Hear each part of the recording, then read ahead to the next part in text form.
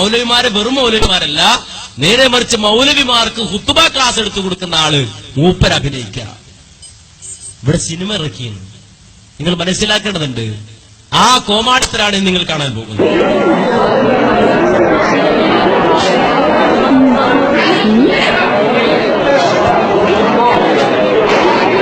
അസ്സലാമലൈക്കും.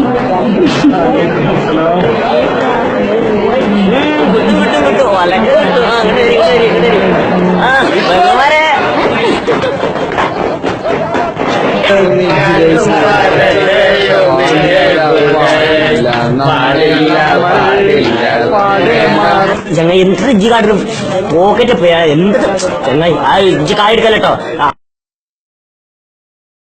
വസ്ത്രം സ്വയം സംസാരിക്കുന്ന ഒരു പ്രതീകമാണ്. നിങ്ങളുടെ സ്വാതന്ത്ര്യബോധത്തെയും സൗന്ദര്യബോധത്തെയും അത് പ്രഖ്യാപിക്കുന്നു. എന്നാൽ ചിലപ്പോൾ ഇത് സാധ്യമല്ല. ഉദാഹരണത്തിന്, പർദ്ദയിട്ടൊരാളെ ലോകം കാണുന്നത് മതയാഥാസ്ഥികതയുടെ പ്രതീകമായാണ്. വാസ്തവത്തിൽ സ്ത്രീ സൗന്ദര്യത്തെ ആസ്വദിക്കാനുള്ള പുരുഷാധിപത്യ മോഹങ്ങൾക്കേറ്റ തിരിച്ചടിയാണ് പർദ്ദ. ഇൻഫാക്ട് പർദ്ദ സ്ത്രീ സൗന്ദര്യത്തിന്റെ ടോട്ടൽ സ്പിരിറ്റാണ്. ചാലു, തൊട്ടടുത്തു നീ നിന്നുവെങ്കിലും കൈതൊടാഞ്ഞതെന്തേ? വേണ്ട കേട്ടോ. എല്ലാ ക്ലാസ്മേറ്റ്സിനെയും ഒന്ന് വിസിറ്റ് ചെയ്തിട്ട് വരാം.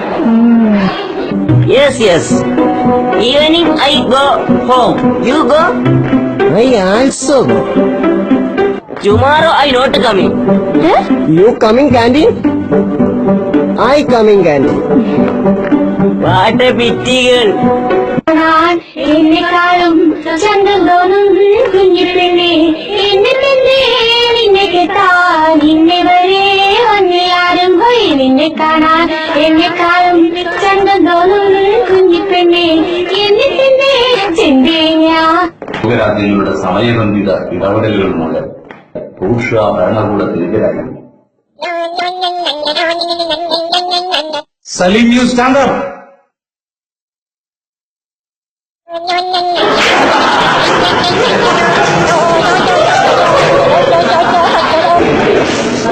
You get out! Get out!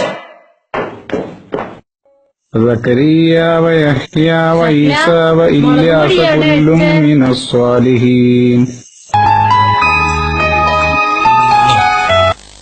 മനസ്സിലാക്കണ ആരാണ്, എന്താണ് ഈ കാണിച്ചു കൊടുക്കുന്നത്? എന്താണ്, എന്ത് തോന്നിയാസം കാണിച്ചത്? എന്നിട്ട് ആരാണ് അതിന് നേതൃത്വം കൊടുക്കുന്ന ആള്? ഹത്തീബ് മടവൂര് ഹുത്തുബ പറയുന്ന ഹത്തീബുമാർ ക്ലാസ് എടുത്തു കൊടുക്കുന്ന ഹത്തീബ് തന്നെ. ഹത്തീബുമാർ ക്ലാസ് എടുക്കുന്ന കാലി ഖുദാത്ത്, ആ കാലി ഖുദാത്ത് അഭിനയിക്കാണ്. നിങ്ങൾ മനസ്സിലാക്കണം. എന്നിട്ട് ഗെറ്റ് ഔട്ട് അഭിനയിച്ചിട്ട് ഇങ്ങനെ പറയുമ്പോ വലിയ സഹോദരൻ ഗെറ്റ് ഔട്ട് അടിക്കേണ്ട വർത്താനായത് അല്ലേ? എന്ത് അപകടകരമായ ഒരു അവസ്ഥയിലേക്കാണ് മുസ്ലിമത്തിനെ കൊണ്ടുപോകുന്നത്. എന്നിട്ട് ഇതെല്ലാം മുജാഹിദ് പ്രസ്ഥാനത്തിന്റെ തലയിലേക്കാണ്. എന്ത് തോന്നിയാസം കാണിച്ച കേനമെന്ന് വണ്ടക്കാരെത്താ, അതില്ലാതെ പറ്റൂല. കാരണം നശിപ്പിച്ച് പൊളിച്ചടുക്കിയിട്ട് ഞങ്ങൾ അടങ്ങുന്ന കേനമെന്ന് വലിയ അക്ഷരത്തിൽ എഴുതി വെക്കുക. എന്നിട്ട് ഈ ജാതി തോന്നിയാസങ്ങൾ സിനിമ പോലും അഭിനയിച്ച് അത് പുറത്തിറക്കുക. ഇസ്ലാമിക ദഅ്വാ രംഗത്തെ സജീവ സാന്നിധ്യമാണ് പോൽ. എന്നിട്ട് അതിനിടക്ക് വിശുദ്ധ ഖുർആൻ ഓതിയിട്ട് അതിനെ പരിഹസിക്കുക. ഇനിയിപ്പോ അടുത്ത പണി എന്താന്ന് വെച്ചാല്, നിങ്ങൾ ഗൗരവത്തോട് ഇത് മനസ്സിലാക്കണം. അടുത്ത പണി എന്താന്ന് ചോദിച്ചാൽ, മുഹമ്മദ് നബിയെ കുറിച്ച് സിനിമ ഇറക്കാൻ പോവാണ്. മുഹമ്മദ് നബിയെ കുറിച്ച് സിനിമ ധാരാ ശബാബാണ് കേട്ടോ. മുഹമ്മദ് നബിയെ കുറിച്ച് സിനിമ, മുഹമ്മദ് നബിയെ കുറിച്ച് സിനിമ. എന്നിട്ട് ഇതിൽ പറയുന്നുണ്ട്, വിവാദങ്ങളും പിഴവുകളും ഒഴിവാക്കാൻ വേണ്ടി ഖത്തറിലെ പ്രശസ്ത പണ്ഡിതനായ യൂസുഫുൽ കർലാവിയുടെ നേതൃത്വത്തിലുള്ള സംഘമാണ് ചിത്രത്തിനായി ഗവേഷണം നടത്തുന്നത്. മുഹമ്മദ് നബിയെ കുറിച്ച് കാർട്ടൂൺ വരച്ചപ്പോ അതിനെതിരെ ബഹളമുണ്ടായി. അതുകൊണ്ട് അയാൾ കവർ ചെയ്യാൻ ഒരു ശ്രമിക്കുന്നുണ്ട്. പണ്ട് ബഹളം ഉണ്ടായിട്ടുണ്ട്. ആ ജാതി ഒരു തരത്തിലുള്ള ബഹളത്തിനും ഞങ്ങൾ ചാൻസ് കൊടുക്കാത്ത രൂപത്തിലായിരിക്കും. പ്രവാചകന്റെ ദൃശ്യങ്ങളും ശബ്ദങ്ങളും ഇല്ലാതെ കഥ പറയുവാനാണ് ശ്രമം. മുഹമ്മദ് നബിയുടെ ജനനം മുതൽ മരണം വരെയുള്ള കാര്യങ്ങൾ ചിത്രത്തിലുണ്ടാകും. പ്രവാചകത്തിൽ ലഭിച്ച 40 വയസ്സ് മുതലുള്ള ചരിത്രങ്ങളാവും കൂടുതലായി ആവിഷ്കരിക്കുക. ഇസ്ലാമും പാശ്ചാത്യ സംസ്കാരങ്ങളും തമ്മിൽ അകലം കുറക്കുക ലക്ഷ്യമിടുന്നുവെങ്കിലും ഭീകരതയും തീവ്രവാദവുമായി ഇസ്ലാം കൂട്ടിവായിക്കപ്പെടുന്ന സമയത്ത് പ്രവാചകനും അനുയായികളും മുന്നോട്ട് വെച്ച മതത്തെ കാണിച്ചു കൊടുക്കുകയാണ് ലക്ഷ്യമെന്ന് നിർമ്മാതാക്കൾ പറയുന്നു.